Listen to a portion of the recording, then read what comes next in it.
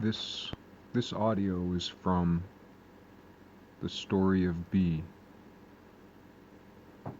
audiobook by Daniel Quinn.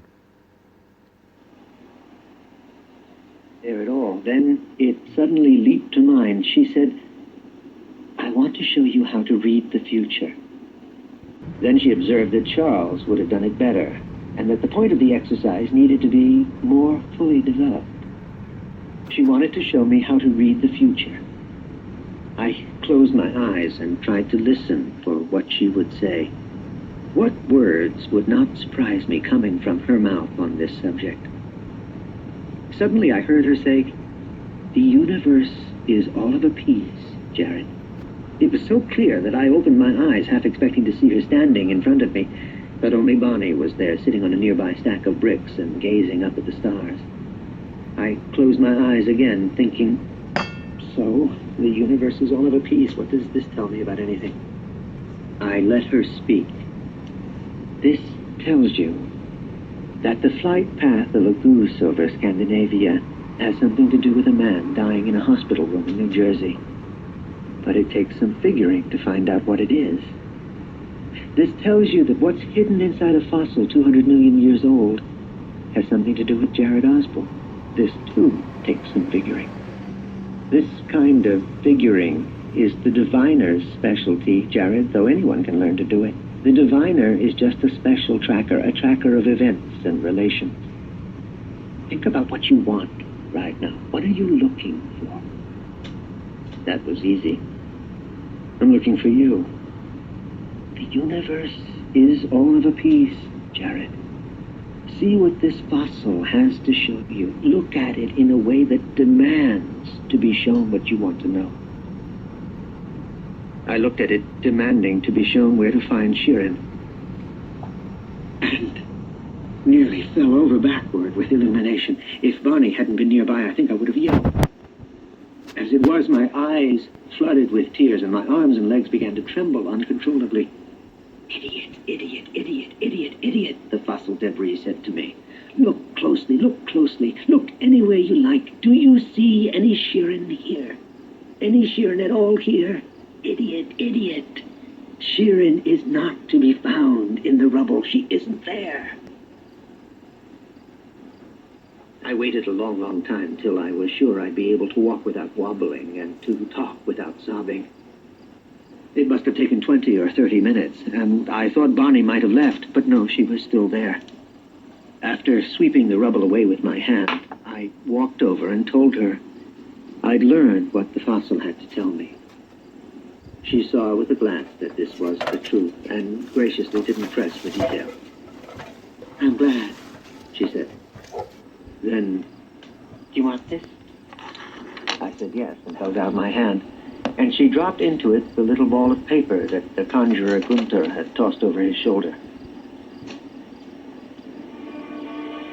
"I've got to run," she said, sliding down off the pile of bricks. "You need a ride back to your hotel?" I didn't bother to explain that I was no longer being accommodated there. I just told her no. And thanks for making me face the fossil. I would have left it undone otherwise. "Oh, you know what Sheeran always said? The universe is all of a piece." I never heard her say that with my own ears, Bonnie, but I'm glad to have heard it now. She hurried into the night, and I followed in her wake more slowly. At the first street lamp I came to, I paused and worked open the little ball of paper, just to make sure it was as blank as it was supposed to be. On it were penciled an even dozen words. Sheeran will live. Not forever, of course, but long enough for you. Half an hour later, I was beginning to regret turning down Bonnie's offer of a ride. I'd wanted to be alone, but now I was groaning for a chance to take my shoes off for 10 minutes.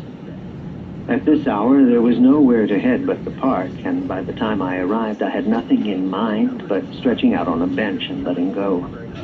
It was my first great lesson in homeless living. If you're going to go the park bench route, you'd better be ready to sleep like the dead. I was ready to do that when I crashed at 4 in the morning, but by 7 I only wished I was dead. I was now personally enlightened as to why bums will take booze over food anytime. If somebody had stuck a bottle of screw top in my hand, they would have had a hell of a time getting it back. Around 8, I gave up the struggle and limped out in search of coffee, aspirin, and breakfast. I soaked up some caffeine, some painkiller, and as many carbohydrates as I could get into my system, and tried to figure out my next move.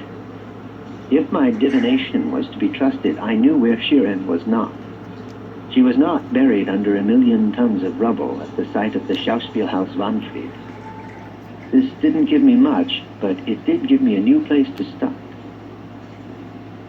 The government building was there, it was open, and people were dragging around in the dull way people do in government buildings all over the world. The stairs down to the sub-basement were also still there, as was the middle-aged guardian at his desk who watched me approach with a suspicious squint. I wasn't interested in him, I was interested in the door to the bomb shelter, which was now very securely barricaded against access, with a pair of 2x4s screwed into place across it. I went over to inspect it, and within seconds was in possession of one of the great secrets of the universe. Getting an answer isn't so hard, provided you ask the right question. A name and a phone number had been neatly engraved in the wood of the top beam of the barricade. And it was the name and number I'd crossed the Atlantic to find. I almost didn't recognize Shirin when she came out of Michael's charming little chalet in the woods 20-odd kilometers west of Radinov. The scarlet lupus butterfly across her face had faded to almost nothing, signaling a remarkable remission, however temporary. It was an awkward moment. Neither of us knew quite how to play it, or even quite how we wanted to play it. In the end, we made it a comradely hug that we pretended had to be gotten through so we could get down to the important business of bringing each other up to date. Driving me to the chalet, Michael had already told me most of it. My reconstruction of events at the theater was accurate enough. Thanks to the warning shouts I was able to deliver, Shirin, Michael, Frau Hartmann, and Monica Teitel were halfway across the bomb shelter when the blast occurred. They produced a sensation when they emerged in a cloud of dust in the sub-basement of the adjacent government building, but there was enough confusion so that they were able to slip away without being detained at the scene. Everyone had agreed it was now time to run for cover and lie low for a while. The group was sharply divided by the news of my survival. For some, the fact that I hadn't died confirmed my guilt. For Shirin and Michael, the fact that I almost died confirmed my innocence. The Teitels, convinced that Shirin should be protected from her own bad judgment, had kept to themselves the fact that I'd called them from the States. Neither Bonnie nor Albrecht had been in the theater at the time of the explosion, and neither knew where Shirin was, or even that she was alive. Neither Shirin nor Michael had ever heard of a sleight-of-hand artist named Gunther. That brings this diary up to the present moment. The household is governed by a strange rule. We don't talk about what's next. Michael is single, the only offspring of fairly well-off parents, without dependents. We have no financial worries. It's too early to tell if Shirin and I are moving toward anything more than we presently have. Her reserve is profound, as is her need to be independent and unpitied. Time will tell. I'm in no hurry. Undated, Michael's villa. As I mentioned earlier, I entrusted to a friend the tape of my recent conversation with Father Lulfra. I just got word from this friend that his apartment was broken into and ransacked 2 days ago, and the tape cassette is now gone. I'd urged him in the strongest possible terms to make a copy for safe deposit somewhere else, but of course he hadn't gotten around to it. My fault for not telling him it was a matter of life and death. My fault for not checking up on him. My fault for still being too trusting. Shirin and I must now leave Michael to his woodsy retreat and go truly underground.